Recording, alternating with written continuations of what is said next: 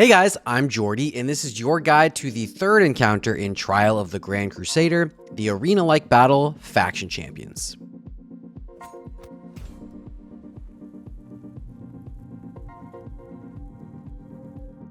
Now, Faction Champions is a super unique fight that pits you against 10 members of the opposing faction, various healers and DPS NPCs that you might fight in an arena match.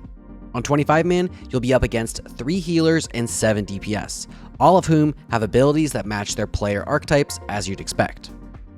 Disc Priests heal, Warriors Bladestorm, Mages cast Sheep, all the staples of an arena match that you've seen before. Now, what makes this fight a bit more difficult is that these NPCs don't respect threat, just like a PvP battle would behave. They'll change targets at the drop of a hat and blow someone up that wasn't expecting it. So you'll need to keep your head on a swivel and watch when you're being targeted by any of these. And keep in mind, each of these have a PvP trinket with a 5-minute cooldown that you'll need to get through. So even if you have something CC'd, you aren't always safe, as they can pop it and then target you for a quick death. They're also not tauntable, so a tank won't be saving you here.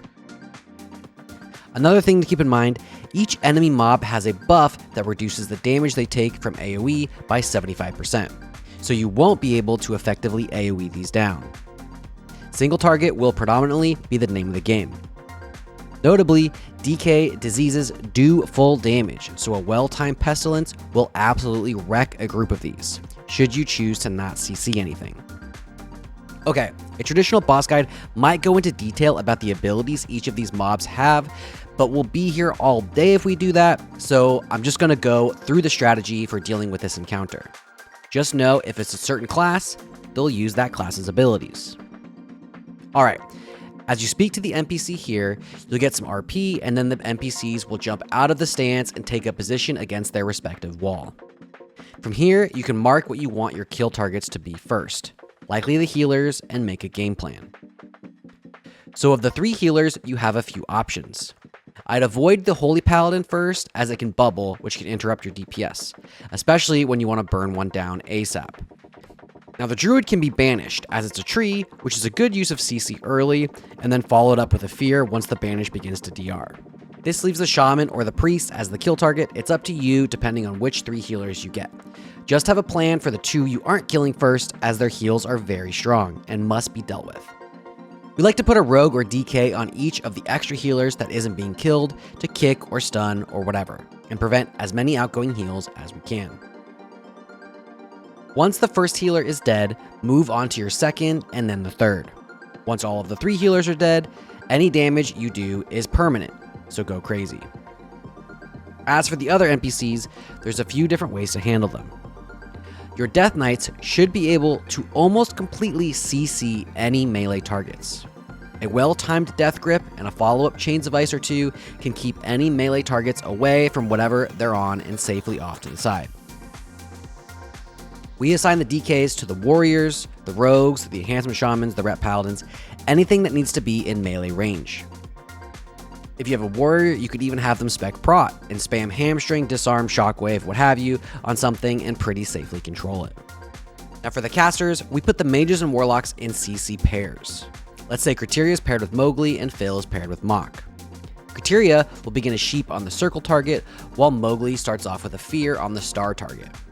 Each of them will keep CCing until their DR hits the limit, and then they'll swap to their partner's target. So Mowgli will swap to Circle and Fear, while Criteria Sheep's Star. They'll do this until one of their targets becomes the new kill target, and then they'll just juggle what's left until they're relieved of duty. Meanwhile, Team 2 is doing the same thing with Diamond and Triangle. We like to put the Hunters, Enhancement Shamans, and anyone left over on the kill target. The Enhancement Shaman's really good here because it can purge any buffs that the kill target gets. Earth Shields, Hots, whatever, while the Hunter can keep up Aim Shot to mitigate any heals that might get through. Alright, well that's the general strategy. This fight's really just about respecting your assignment and protecting your fellow raiders. Now let's get into the walkthrough. On pull, we like to have a DK spec'd into Hungry and Cold, run in and hit it.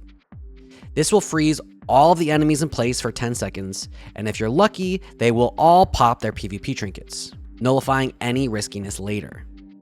From here, we begin to grip the dangerous mobs out and begin to CC everything we can. Pop Lust and train the chosen target hard. Each time a mob dies, the fight becomes much easier, so see if you can kill 1 or even 2 in the span of that lust. It will simplify things greatly. Kick those heals, CC your assignment, and keep the rate up. We find that warlocks are quite often chosen for threat. Maybe it was just our pulls, but they were getting focused a lot. Watch for well-timed bops, pain sups, anything to keep them up if they get into trouble. Once the healers are dead, consider swapping to the hunter next or the rogue. These mobs can really hurt and aren't the easiest to CC, so they're good options to pick as the kill targets early. Once those are dead, start working your way around the room, marking the kill target with skull and doing your best to avoid being near anything that requires melee range. They're still being CC'd by those DKs, so stay away. With some sustained DPS, good CC, and quick reactions to incoming damage, you'll secure a kill and be one step closer to a Nubarak. Alright, let's talk about some tank tips. Wait, okay, so there's no tanks on this fight. Everything is immune to taunt, so consider going DPS or heals for this depending on your class. Although a prot warrior is pretty great at CCing one mob, so maybe don't swap if you're one of those. We had our main prot paladin go holy, and he was helping out with a lot of the utility.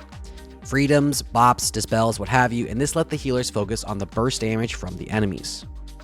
For the healers, many of you don't arena, but one thing you learn pretty quick is to have one eye on where your character is in relation to the enemies and another on your raid frames. Try to make sure you stay away from anything getting close to you while keeping your friends up. Don't be afraid to call for a cooldown if you get gripped or stunned. You'd rather use the cooldown and not have it later than not use it and die early. You might also consider wearing your PvP trinket on the first few clears. If you get CC'd or stunned and die early, you'll be pretty sad, so a well-timed PvP trinket use could get you away from danger quick and effectively. And for DPS, a lot of you will be assigned to CC mobs. This must be done well. If too many enemies are running loose, you'll begin losing people, making everything harder and likely CC more difficult. So respect your assignment. This fight isn't even counted on Warcraft logs, so don't bother worrying about your parse. It literally doesn't matter. And that's it for Faction Champions. This is a super fun fight that I'm sure we'll see some pretty crazy strategies in the medium to long term involving DK disease spread shenanigans. But this guide isn't meant for that. Just stick to what works and you'll be securing your 272 cloaks in no time. If you enjoyed this guide, do me a huge favor and like and subscribe. I've got a bunch more stuff coming for TOGC, from weak aura guides, raid assignment sheets, loot prio guides, and more coming for this phase, so making sure that you're subscribed will keep you in the know. And a huge shout out to everyone who supported me on Patreon. Thanks so much, guys. It means a lot. All right, that's it for me. See you in the next one.